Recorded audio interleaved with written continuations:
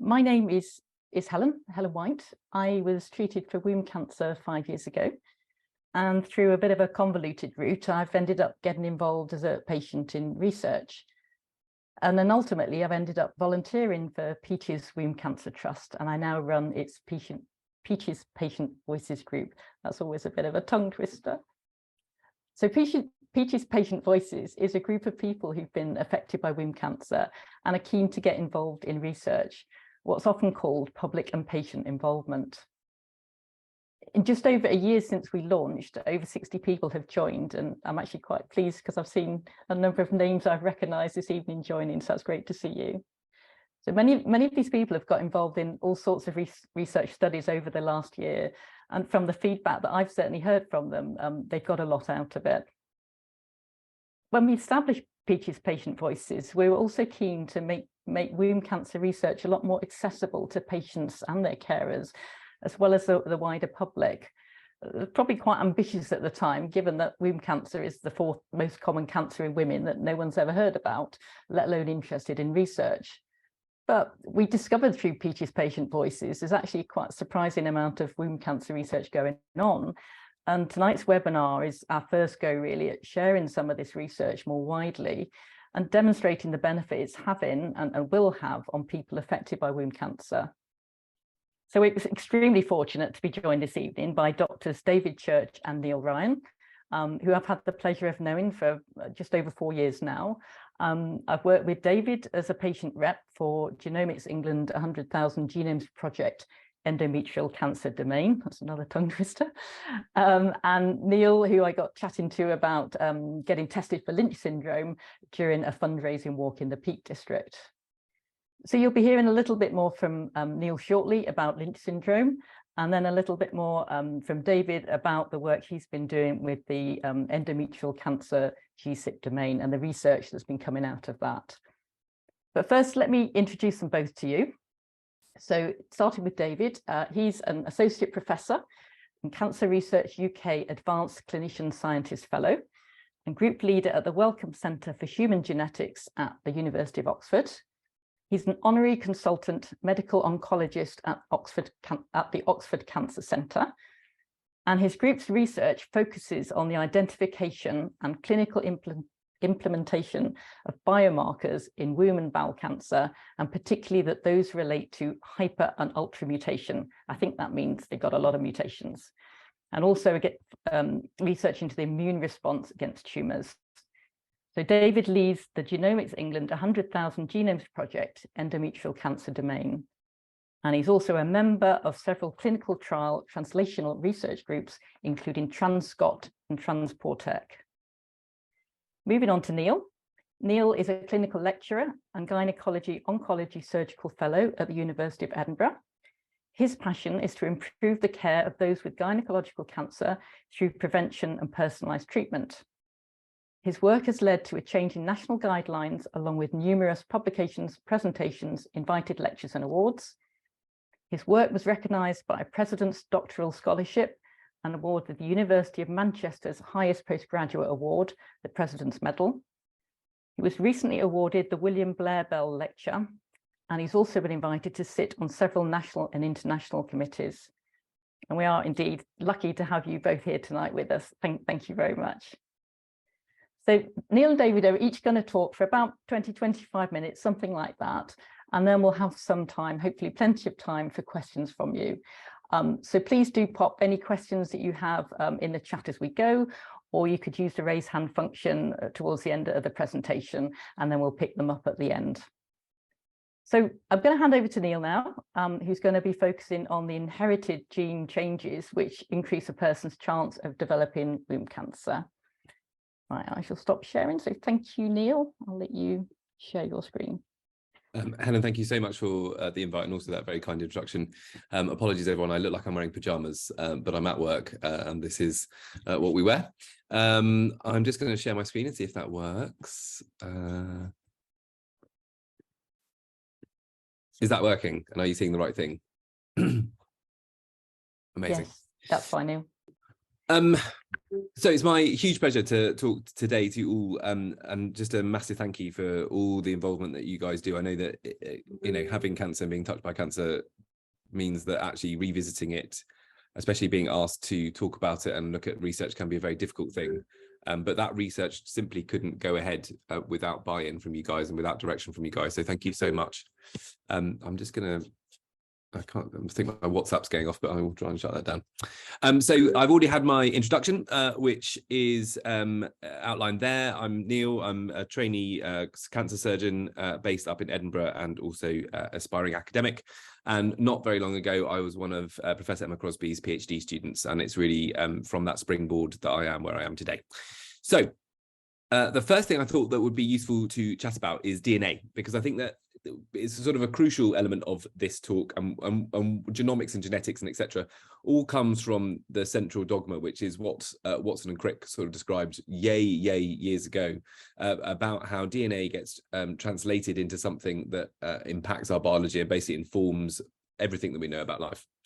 So over here, what we've got is a nucleus. This is quite a jazzy, almost like a Wix painting or something that you'd get, you know, in IKEA or something like that. So over here is a nucleus. The nucleus contains lots of DNA, and what the DNA basically is its IKEA building instructions. Hopefully a little bit more clear than IKEA building instructions, and hopefully a lot less swearing involved to put things together. Those IKEA building instructions basically inform these ribosomes here, which are your workmen or work people or work women or whatever, how to put together the protein, which is your furniture, effectively. So these are the instructions coming out from the DNA. You've got the ribosomes, which put together a protein, and the protein is effectively your furniture. So the work people, your furniture. And that's what your DNA is doing all the time in all of your cells over and over again. So if your instructions go wrong, your work people will just carry on and follow those instructions, and they'll make faulty furniture. This is what happens when you have a variant within your DNA that leads to a faulty protein. And if the faulty protein or the faulty furniture is made in the wrong way, it doesn't work very well. And that's the central issue if you've got an issue with your DNA, is that your instructions are wrong, you can't build the furniture correctly, the furniture doesn't work. I hope that works as an analogy. This is just in a less sort of snazzy way. I thought that little infographic might be a bit sort of confusing to follow. So the DNA, those are your instructions. They get turned into basically a RNA, but don't worry too much about this step, which is your instruction manual. Your instruction manual turns into your furniture, which is your protein, and your furniture obviously has a function. And if it doesn't get built properly because the instructions are wrong, it doesn't work very well. And if it doesn't work very well in the context of your body as a protein, that can lead to all sorts of issues. And the ones that we're focused on obviously are leading to cancer. Another thing that we just need to sort of explain is genomics versus genetics, because we ban these terms around quite a lot. And I think that we sort of expect people to be like, oh yes, genomics and genetics. And actually, I am not embarrassed to admit that I did not know the difference before my PhD and use these words all the time and use them wrong. So this is more of a reminder to me, but also hopefully a bit educational to you as to what these things mean. Genomics is basically, it's almost all of the stuff that goes on around your DNA. So if you think of your DNA just as the instructions, the genomics is also the pictures that go with it. It's also, I don't know, the little model that comes with it. I don't know how well this analogy is working now. I might be stretching it to the maximum. But all of the other little bits and bobs that go with your instruction manual to help you understand the instructions. So in DNA, for instance, the DNA is folded in a certain way. And that means that sometimes it's read and sometimes it's not read. It has little things added to it, which says, don't read me, or do read me, or read me more, or read me less. And all of those little added extras that affect how that DNA is turned into the protein is called genomics. Genetics is really just simply the DNA itself and how it's transmitted through generations. So how we pass on our DNA code, our inheritable code, onto our children. Okay. The other term that we use quite a lot is somatic and germline. And again, these were terms that I did not understand from my PhD. Again, I'm a simple gynecologist and didn't really know, didn't have to use these terms before venturing into the world of academia. So germline is simply DNA that you pass on to your children. So this is DNA that ends up in your sperm and in your eggs. It gets mixed up to form a new individual, your child, and that means that it's transmissible, it's inheritable. So germline DNA is inheritable. Somatic DNA is DNA in your cells in your body, but they're not in the sperm cells, they're not in the egg cells. So they're not going to get passed on to anyone. So when we talk about cancer, we're really talking about somatic variants, somatic changes in your DNA, because you can't pass on cancer to your children, but obviously you can develop it yourself. So if you were, I don't know, exposed to something that caused damage to your DNA, that DNA would be in a body cell, and it wouldn't mean that it would then end up being passed on to your children unless that damage happened in the sperm or in the egg cells, which is very rare. Okay, so those are our definitions. So I hope that makes sense. And what I thought I'd do from those definitions is jump into this absolutely bonkers slide. So this bonkers slide, let's talk about it. This is the genetics and the genomics of womb cancer. And it's being displayed in a way that actually, when you come to appreciate it and look at it and understand it, it's really beautiful. And what I just want to sort of explain where this came from. So this came from a study that was done, big study in America called the Genome Atlas. And what it was about was the Americans funded centers in the United States to take womb cancers and read their DNA, but more than their DNA, read their whole genome, all the stuff that went around that instruction manual. And they did around, I think, nearly 600 of these things. And they did amazing analysis, and it was all very well funded, and it really changed our understanding of womb cancer. And one of the key findings of this was that there are 4 different groups of womb cancer if you look at the genomics of it. So you've got the poly ultramutated, and I know that Dr. Church will talk about that. You've got your hypermutated, which is the area that I'm going to talk a little bit about because it crosses over the Lynch syndrome. You've got your copy number low and your copy number high. Why is that interesting? Who cares? Who cares if we found out that there's these 4 little genomic groups within womb cancer? It matters because of this. It matters because what you find is that these groups actually have different survival profiles. So if you look at your poly group, that's just, think of it just as a category of womb cancer based on genetics. Don't get too worried about what poly is and all the rest of it. It's just a name of a group. They have amazing survival. So what this is a Kaplan-Meier graph, and what Kaplan-Meier graph says is at the bottom, it's how long people live for. And that on the x-axis is how many people are alive as a percentage. And, you know, this is the tragedy of cancer, is that people die from this disease. And that's why we're all working super hard to try and stop that and understand ways in which we can prevent it. But this is the tragic reality of what we're dealing with at the moment. So if you sit within the group that's poly, the poly group, your survival is amazing. It's excellent. And what that can mean is, because of this understanding, we might say to you, oh, actually, we can avoid some toxic treatment for you because your survival is amazing. We might not need to give you chemotherapy. We might not need to give you radiotherapy. But if you're in the red group, this copy number high, we can see that actually survival is quite poor. And it's poor compared to the other groups, certainly. So if you had one of those womb cancers, we'd probably want to give you more treatment and be more aggressive in how we dealt with it. So the genomics, the genetics has informed how we understand the womb cancer, but also how we treat it and how we manage it and how we can counsel people with the condition about, you know, why we need to do certain things and why we need to provide certain treatments. Okay. So the thing that I was going to talk about today is not really those genetic groups per se, because I think Dr. Church is going to cover that in quite a lot of detail. It's more to do with the inheritable side. So just to remind us then, what do we mean by inheritable? We mean that it's a variation in your DNA that is passed on to you either by your mother or by your father, and it can be passed on in a way that if you get one gene that's got that variant, it means that you have the effect of that variation. And in this instance, when we talk about certain conditions, we call that autosomal dominant, but don't worry too much about that. So what is inherited womb cancer? Well, inherited womb cancer is actually about 5% of all womb cancers. So 5% of all womb cancers are because of an inherited component. And there are 2 classic syndromes that lead to inherited womb cancers. There's Lynch syndrome and Cowden syndrome. And I'm going to focus mostly on Lynch syndrome, not because it's my passion, but because also it's the most common. And it's the one that actually, you know, that affects about 1 in 400 people. Cowden syndrome is about 1 in 20,000 people. So we see it more. So I think it's more relevant. The tragedy of this is that these people inherit that variation in their DNA that put them at high risk of developing a womb cancer, but most of them don't know they've got it. The vast majority of people do not know they have either of these conditions. They're walking around with them, but they've never been diagnosed. And the problem with that is that we can prevent womb cancers in these individuals if we offer them lifestyle advice, if we give them medical treatment, and if we offer them prophylactic surgery. So it's something that is really important. Okay, so what is Lynch syndrome? So this is a funky graphic, which was published in the Obstetrician and Gynecologist as part of our education series that Professor Crosby led on Lynch syndrome, try and get gynecologists to understand the condition, because we, and I will show data to talk to this, we were quite far behind on it. So Lynch syndrome, first of all, is one of these autosomal dominant conditions. What that means is you just need one faulty variant, one gene from either your father or your mother for you to have the condition. That's what that bit means. It's common. So, you know, genetic conditions don't tend to be 1 in 200, 1 in 300, whereas this is. So 1 in 300 people have Lynch syndrome. And the really scary thing is that most of them have no idea. 95% of them have no idea they have Lynch syndrome. Lynch syndrome is caused by a change in one of these genes and also a gene called EpCAM, but that's not really that important. So I wouldn't focus too much on that. But what's important about that sentence is that we know which genes we need to look for. We understand the underlying cause of Lynch syndrome now, which is genetic, which is inheritable, which is autosomal dominant. And we didn't know that for a long time. We saw this pattern in families, but we didn't really know why it was happening. So we've got to that point, which is great. Those with Lynch syndrome develop classical cancers effectively.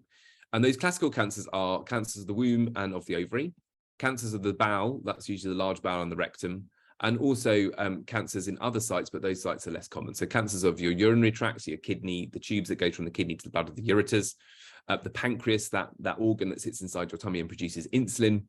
And also there's a signal of stomach cancer as well. And in men, we do see that there is a increased risk of prostate cancer, especially in MSH2 carriers, a type of one of the genes affected in Lynch syndrome. Okay. The thing I just want to say, because from this slide is just a list of publications that were around when I started my PhD, and they're all to do with colorectal cancer. So there was lots of understanding in the Lynch syndrome world about the impact of Lynch syndrome on your risk of colorectal cancer, but not much about what happened with womb cancer, which was odd. And the reason it's odd is because womb cancer is the first cancer that women with Lynch syndrome develop. They don't get colorectal cancers classically first, they get womb cancers. So womb cancers are actually really important in women with Lynch syndrome. They come first. We know that womb cancer can have a significant impact on your quality of life and your long-term health and many other things. And yet we weren't talking about it very well. We weren't looking for it, weren't screening for it, we weren't trying to prevent it. We were doing a poor job. And that really inspired Professor Crosby and myself to write a blog basically saying, hold on, we've got lots of information on Lynch syndrome and bowel cancer, which affects women and men, but the men tend to get it more often in Lynch and they tend to get it a bit earlier. So it's maybe a bit more of a male slant in Lynch. But the cancer that affects women exclusively, womb cancer, there's nothing really out there. And there's certainly nothing that the government is doing to screen for this within womb cancer. We're not looking for Lynch syndrome in womb cancer, whereas at the time we were looking for Lynch syndrome in bowel cancer. And that struck us as really odd. Two people who would agree with us are Warfarin, who first described a family that had Lynch syndrome, and a guy called Henry Lynch, who gave his name to Lynch syndrome. And they would agree with us because when you look at the family trees that they drew, trying to understand these families with lots of cancers, they've got loads of womb cancers in them. Loads. They've got bowel cancers in there, sure, but they've got loads of womb cancers. But that message had been completely lost in the annals of medicine. It was very much all about colorectal. And it was so much about colorectal that we called it hereditary non-polyposis colorectal cancer. We didn't even call it Lynch syndrome. So the name was even misleading because it implied it only caused bowel cancers, and that was wrong. Now, this slide comes up all the time. The reason this slide comes up all the time is because it took me so long to make that I want to show it as many times as I can. It's kind of like Hollywood. It's got some special effects. You know, there's some whistles, there's some bangs, there's some pops. So just really sit back and enjoy this bit. But this explains how Lynch syndrome causes problems in your DNA. So this is DNA. So remember, DNA comes in a weird code, A, T, G, or lots of letters. And the letters pair in a set way. So A and T always pair. That's how they should go together. But here there's a problem. There's G and T. That shouldn't happen. That's a drink, and it shouldn't happen in your DNA. That's a fault. That's a variant. And that variant could mean that the instructions are wrong to make your furniture, which means your furniture doesn't work. So when you have a normal mismatch repair system, don't worry too much about that. But when you don't have Lynch syndrome effectively, what happens is that the elements, the proteins within your mismatch repair system, the thing that's affected by Lynch syndrome, come along, they spot the spelling error, and they correct the spelling error. So they take out the G, they whack in an A, and that's what you would expect.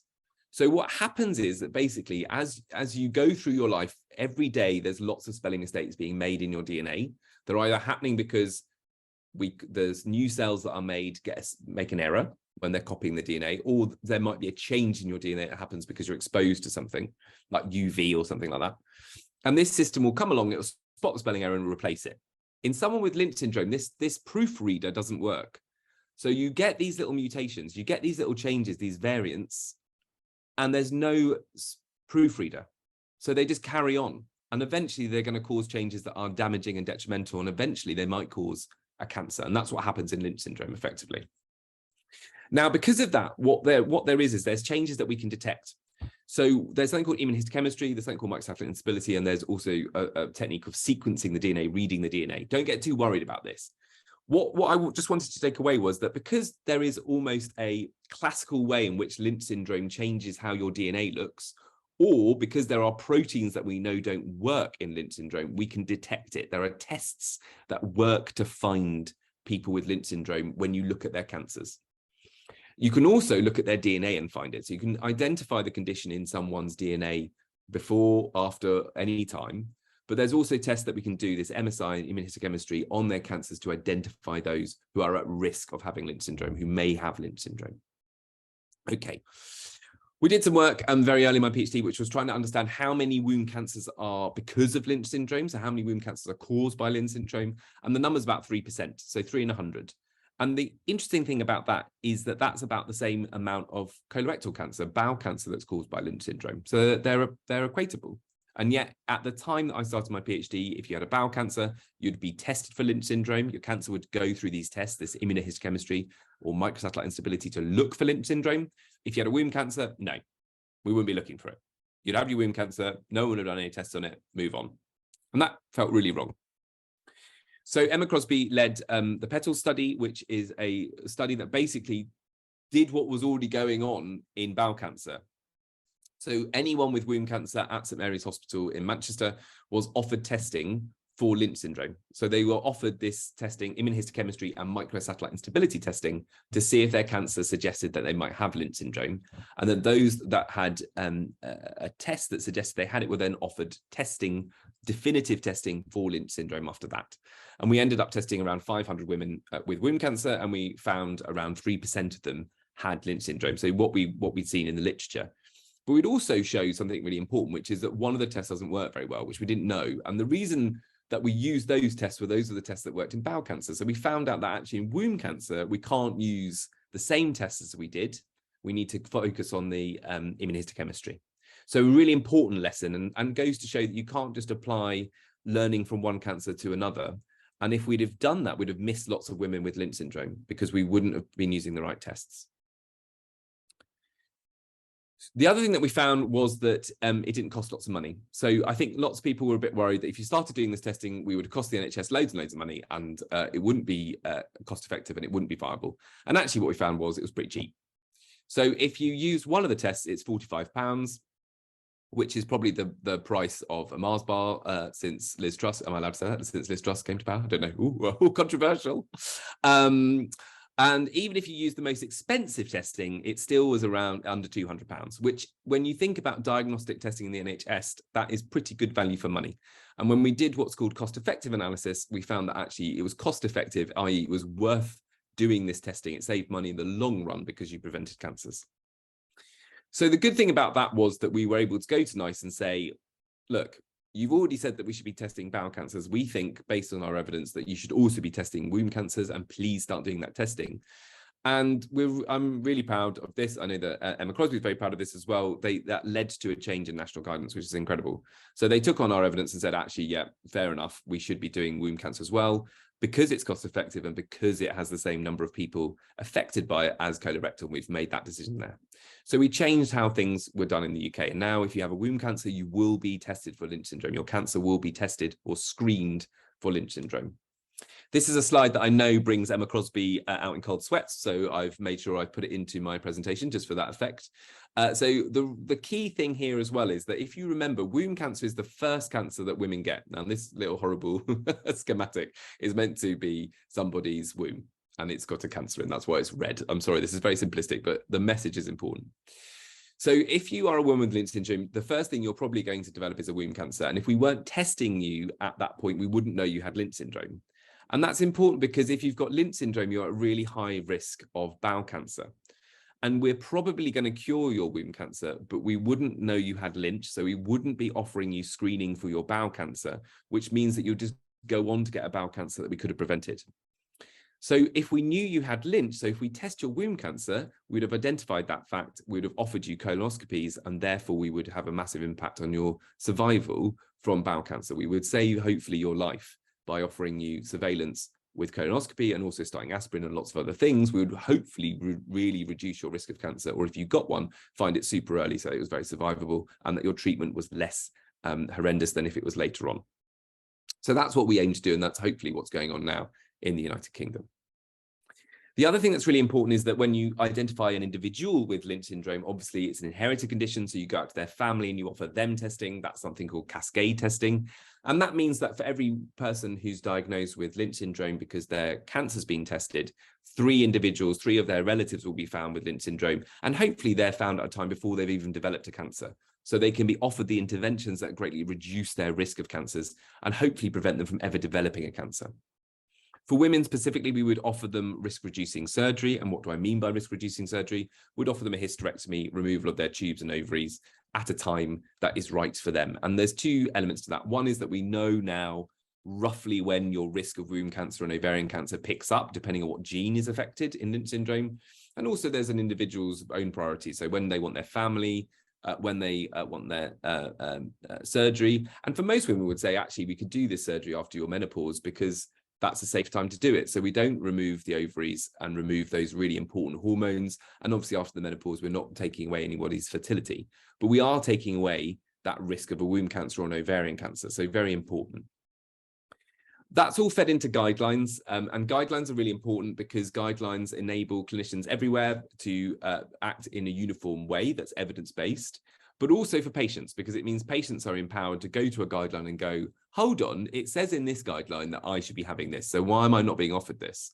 And then it's on the clinician to justify why they've moved away from the guideline. Now, there can be good reasons why a clinician moves away from a guideline, but sometimes it will be that the clinician doesn't know that's the right thing to do. And you've got that document to say, hold on, you should be doing this, please. I should be having my risk-reducing surgery. I've got Lynch syndrome, or I should have my tumor tested. It says it in the NICE guidance. It says it in this guidance.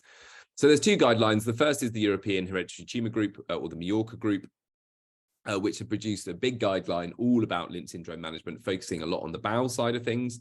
And because a lot of things were colorectal focused, Emma Crosby led a guideline looking at gynecological cancer, the manifestations of the gynecological cancers in Lynch syndrome, and produced a guideline that is very straightforward to follow. We wrote it in a way that was patient friendly, and also enables general practitioners and other non-specialists to look at that and go, okay, these are things I need to do. This is the people that were at the Manchester guideline. They're all gorgeous people. This is a little snazzy suit that I put on, and I don't fit it anymore, which is very sad. So I look at this photo with great fondness of times when I could fit into that suit. But these are all very clever people, all the people that you want to be deciding this guideline, and they're all there, and including patient voices, because that was vital. We needed to hear from people who had Lynch syndrome to make sure we weren't saying anything that was, not right or didn't work for them. So just thinking about how we manage someone with Lynch syndrome, just broadly speaking, the 4 pillars, I guess, are colonoscopy, so doing a camera test that looks at the bowel to check that there's no polyps or changes that could be cancerous. Aspirin, weirdly, we now know aspirin works extremely well in reducing your risk of all cancers and Lynch syndrome. There's lots of work going into why that is. There's lots of work going in at the moment on what the dose of aspirin should be, but we know it's really, really, really, really good, and it's really, really, really cheap, and it's really, really, really safe. There's a few caveats as to when to use aspirin. It's not for everybody, and it's usually people below the age of 70 that would be offered it. But it's a very effective medication that reduces all cancer risk in Lynch syndrome. For women, obviously, we offer them risk-reducing surgery, as we talked about. And at the time of cancer diagnosis, we know you've got Lynch syndrome, we might change what treatment we give you. You might do different surgery or different things, but that'll be on a very individualized basis. So I won't go into that in too much detail. One of the big controversies that goes on in Lynch syndrome at the moment is whether or not we should offer people surveillance. So that's testing to see if they've got a womb cancer or an ovarian cancer.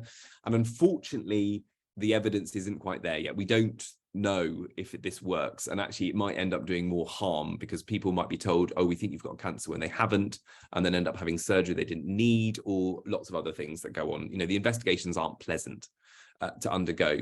So at the moment, the jury is out on that one.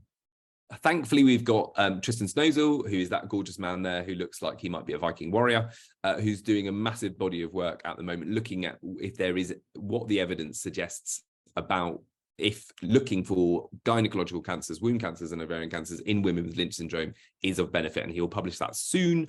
And that will be really informative and helpful. And hopefully one day we'll have a trial that will answer that question. And, that's something that hopefully we can one day muster.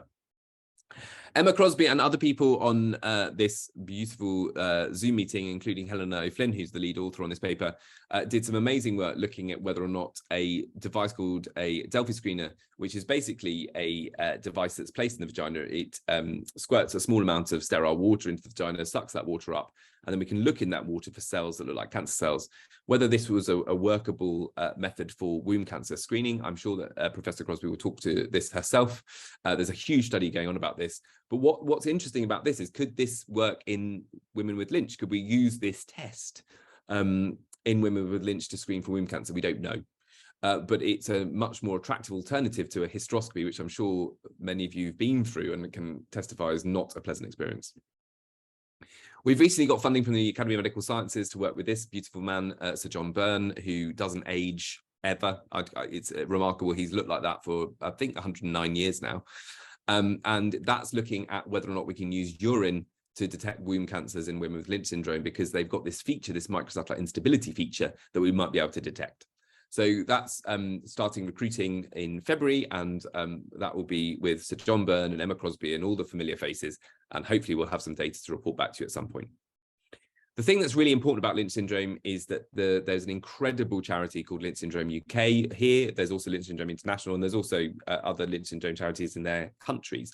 And the brilliant thing about them is that they provide huge amounts of support for those individuals diagnosed with Lynch syndrome, and they provide peer support, which is vital. It's all well and good getting support from your clinicians, but actually you want to hear from people who have been through a similar lived experience as yourselves.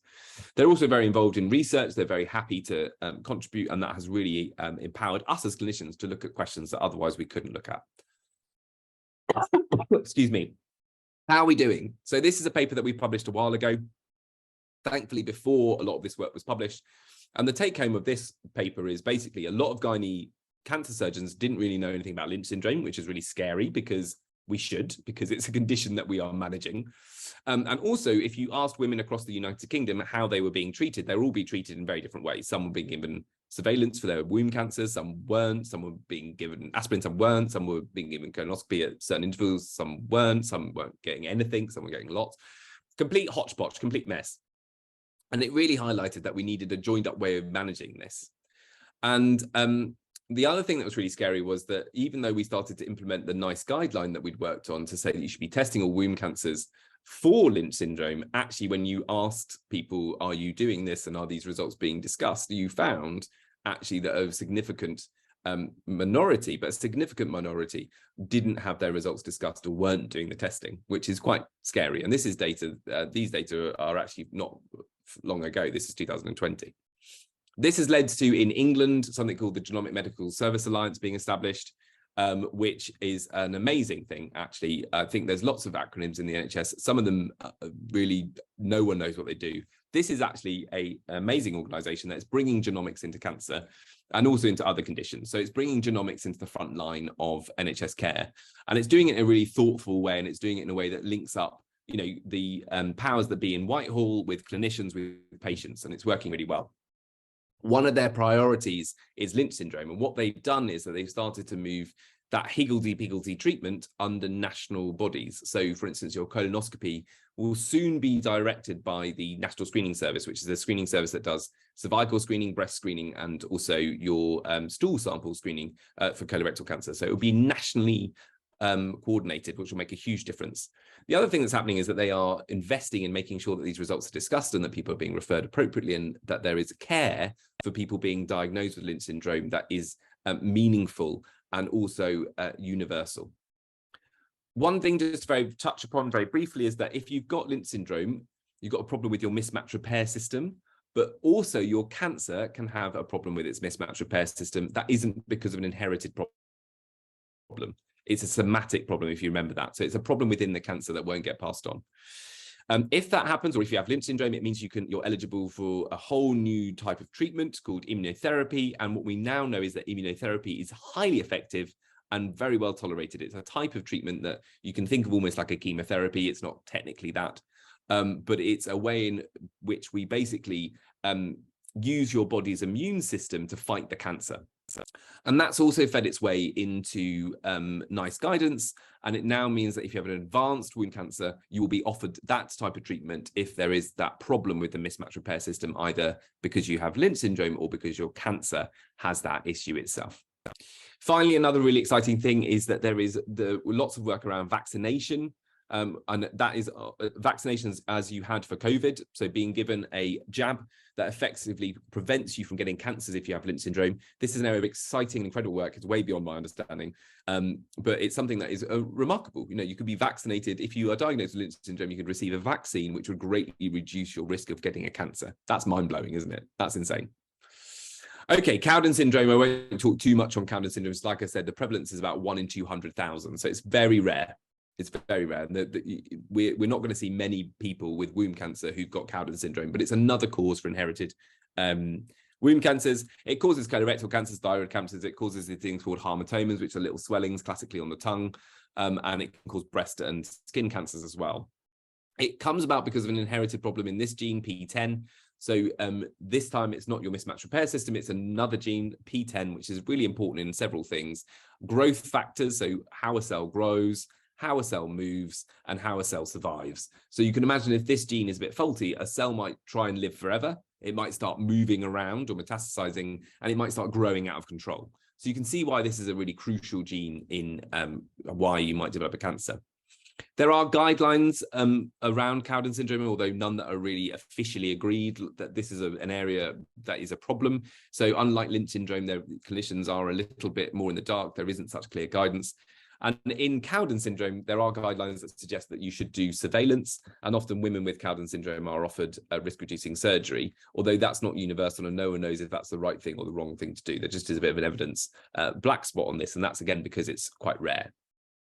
The other thing, this is another paper from Professor Crosby's group looking at polygenetic risk scores or risk in womb cancer. And it's talking about something called SNPs, single nucleotide polymorphisms, very long, very clever word. But basically, if I can draw your attention to this little graphic, you've got 3 people here. This is their DNA. This is their IKEA instructions. And these aren't really spelling mistakes. They're just differences. So in this IKEA instruction from 2022, they put an A in. In 2019, they put a G in. And in 2017, they put a T in. But it didn't have any effect on how we read the instructions. It didn't have any effect on the furniture that we built. It was just a bit of a difference. And you see that in all people. All people have got these little slightly different bits in their DNA. However, we now know that if you have certain differences, then you are at more increased risk of a womb cancer. Now, that risk is very complicated. It's not as straightforward as, you know, you're 30 times more likely or something like that. It's a complicated risk to understand, but we now are getting our heads around that. And there are certain genes like HNF1B or KLF, or I think it was CYP something, that if you found these little polymorphisms in, then you had an increased risk of womb cancer.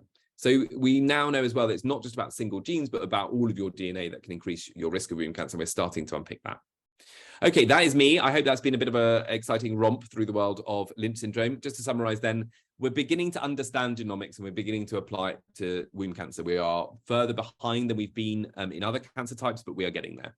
5% of womb cancers are related to an inherited problem, and the most common is Lynch syndrome. And now we're screening for it. We can hopefully prevent a lot of onward cancers in individuals that don't need to undergo that because we know they've got Lynch syndrome. Don't worry, you know, Cowden syndrome is a serious thing that's out there, but it's rare, and so we don't know very much about it. We don't know how to manage it yet, and that's a big thing, an area that we need to learn in. And there are other more complicated risks that we're beginning to understand slowly but surely. Key bit is that we are testing now, and you might, if you've got a womb cancer, be told that you're having a test for Lynch syndrome, and so it's useful to know what that condition is. Thank you again hugely for the opportunity to chat. That's my email. If you have any questions after this, just pop me an email, and that's my Twittery thing. And I will hand over now to a much more intelligent and stylish human being, Dr. Church. He will take you through more genomics and more genetics.